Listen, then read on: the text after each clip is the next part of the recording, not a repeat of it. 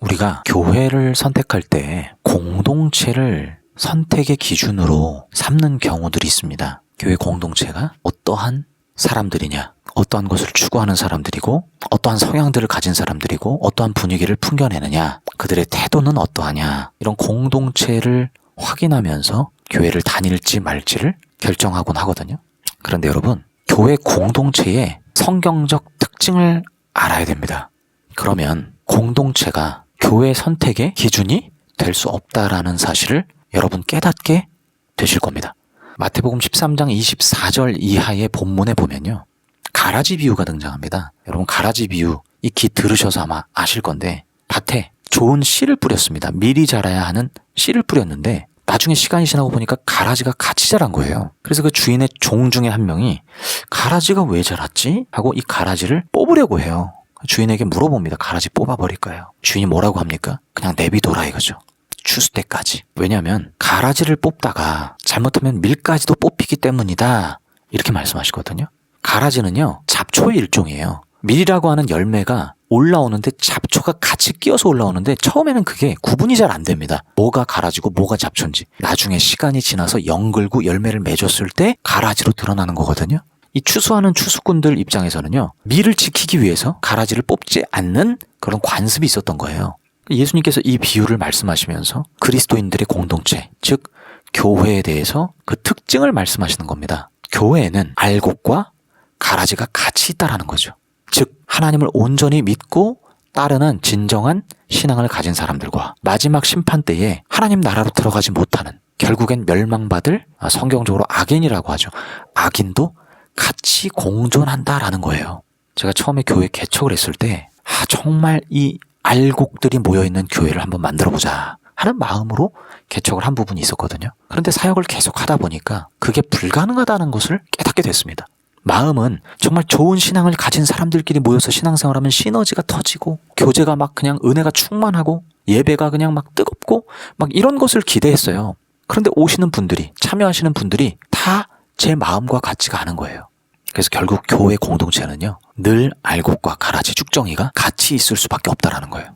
그래서 여러분, 교회를 선택할 때 공동체가 어떠하냐, 공동체가 정말 믿음의 공동체냐, 은혜의 공동체냐, 이런 것들을 통해서 교회를 선택하고 예배를 드리면요, 반드시 실망하게 됩니다. 왜?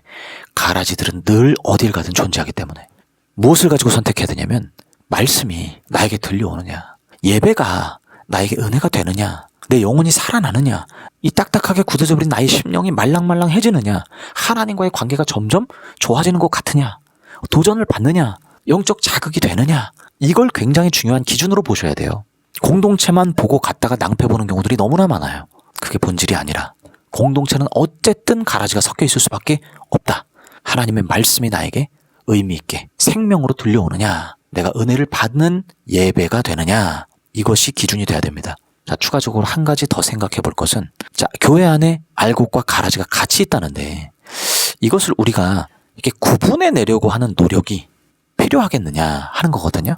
아무래도 이런 자극적인 이야기들을 들으면 누가 진짜고 누가 가짜일까, 막 이런 생각들을 우리가 자연스럽게 할 수 있잖아요. 결론적으로 말씀드리면 그 생각을 하지 말라라는 게 하나님의 뜻이에요. 자, 밀 알곡과 이 가라지를 구분해내는 시점이 언제입니까? 마지막 심판 때, 추수 때예요. 누가 구분합니까? 사람이 구분합니까? 목사가 구분합니까? 장로가 구분합니까? 성도가 구분합니까? 아니에요. 하나님만이 구분하시는 거예요.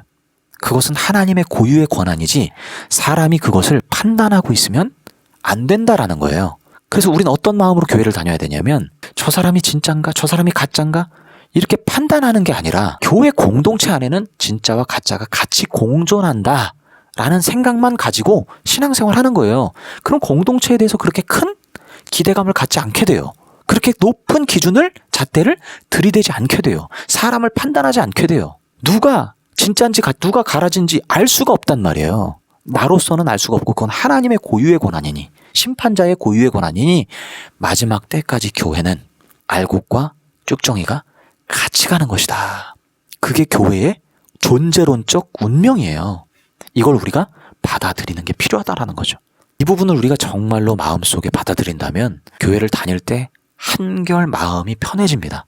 왜 사람에게 상처받고 사람에게 어려움 당하는 일들이 교회 안에서 얼마나 많아요. 그런데 우리는 그것을 보고 교회를 다니는 게 아니거든요. 사람은 어디를 가든 나에게 실망을 안겨주기 마련입니다. 그것이 중요한 게 아니라 오직 하나님께 집중하는 거죠. 오직 예배 때 나에게 하실 말씀에 집중하는 거죠. 나에게 이야기해 오실 성령님의 인도하심에 집중하는 거죠. 공동체는 사람은 은혜의 본질이 아니에요. 은혜 받는 본질적 창구가 아니라는 거죠. 서로 마음이 맞고 코드가 같고 영적인 어떤 시야가 같고 은혜 받는 내용이 비슷해서 그것들을 나누면 나눔이 배가 되고 은혜가 배가 되고 하는 효과는 있죠.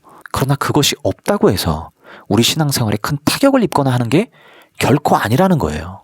은혜는 예배 때 하나님 말씀으로 받는다. 공동체는 그 다음이다. 이 순서가 바르게 세워지면 교회를 고르는데 또 교회에 정착하고 교회 안에서 제대로 된 신앙생활을 하는데 굉장히 큰 도움이 됩니다. 혼돈이 많이 줄어들어요.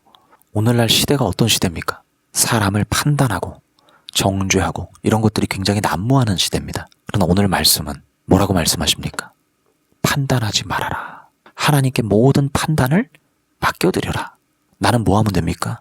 그저 하나님의 말씀을 갈구하고 목말라 하고 성령님의 인도하심을 간구해라. 갈망해라. 이런 메시지예요.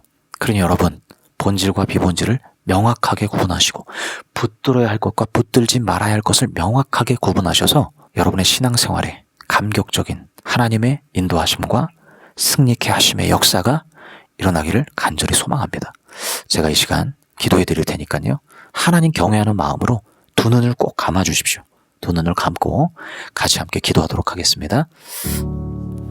사랑해 주님 감사합니다. 오늘도 귀한 말씀으로 진리로 우리의 삶을 이끌어 주시니 감사합니다. 잘못된 생각과 왜곡된 사상 속에 그릇된 판단을 할 때가 얼마나 많은지요. 어리석은 삶의 길을 걸을 때가 너무나 많음을 고백합니다. 그러므로 우리는 겸손하게 낮아진 마음으로 하나님 말씀에 경청하고 그 말씀을 되뇌이고 곱씹으며 충분히 소화해야 하겠습니다. 하나님 간절히 원하는 것은 이 말씀들이 깨달아지고 삶 속에 깊이 적용되어지는 귀한 은혜를 허락하여 주시기를 원합니다. 지식으로만 굳지 않게 하시고 교회를 선정하는 것과 교회를 나아가는 것에 그곳에서 또한 적응하는 것에 있어서 이 말씀이 귀한 잣대로 귀한 기준으로 적용될 수 있도록 축복하여 주시옵소서. 오직 성경을 따라가게 하시고 오직 말씀 안에서 참 진리를 분별해내게 하셔서 내가 어느 깃발을 바라보며 어느 표대를 향해 나아가야 하는지 분명하게 검증된 말씀으로 우리를 인도하여 주시기를 원합니다. 오늘도 주님의 귀한 은혜로 이끌어 주실 것을 믿고 주와 동행하게 하실 것을 믿고 바라오며 구주 예수 그리스도 이름으로 기도하옵나이다. 아멘, 아멘.